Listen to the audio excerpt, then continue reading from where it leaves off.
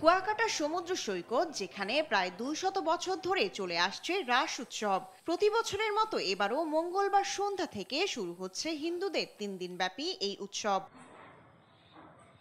প্রতি বছর পূর্ণিমা তিথিতে শ্রীকৃষ্ণের স্মরণে রাসলীলা উৎসব পালিত হয়। সনাতন ধর্মাবলম্বীদের অন্যতম বৃহৎ এ উৎসব সময়ের সাথে রূপ নিয়েছে অনেকটা সার্বজনীন মেলায়। উৎসবকে ঘিরে ইতিমধ্যেই শেষ মুহূর্তের প্রস্তুতি সম্পন্ন করেছেন স্থানীয় ব্যবসায়ীরা।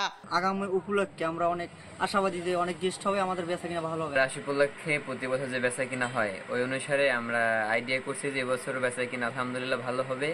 আর আমরা যতটা সম্ভব মালামাল আমরা আইনা রাখছি যথেষ্ট পরিমাণ। সনাতন ধর্মীয় অনুশাসন মেনে রাস পূজার যাবতীয় প্রস্তুতি সম্পন্ন হয়েছে বলে জানিয়েছেন আয়োজকরা। পূর্ণিমায় রাসলীলা, পুণ্য স্নান, পূজা এবং মেলার আয়োজন করা হয় প্রতি বছর মতো এবছর চলছে। মন্দিরের বিগ্রহের কাজও চলছে, প্যান্ডেলের কাজ চলছে।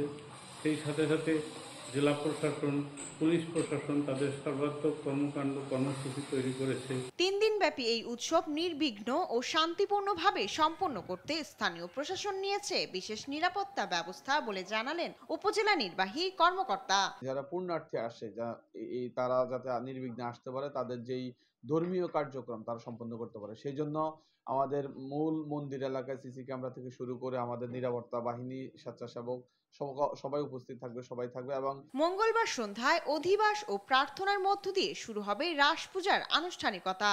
আর বৃহস্পতিবার সকালে পূর্ব আকাশে সূর্যোদয়ের সঙ্গে সঙ্গে পুণ্য স্নান অনুষ্ঠানের মধ্য দিয়ে পরিসমাপ্তি ঘটবে রাসলীলা উৎসবের।